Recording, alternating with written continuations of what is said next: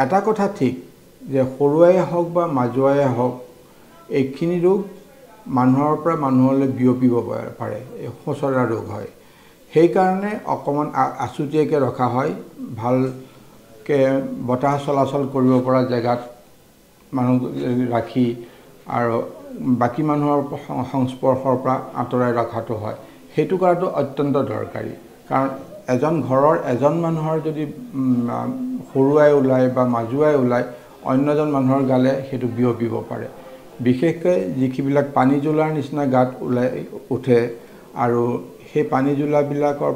শুকোৱাৰ পিছতো যিটো ছালখন যিটো সেইখিনি বতাহত উৰিবলৈ আৰম্ভ কৰে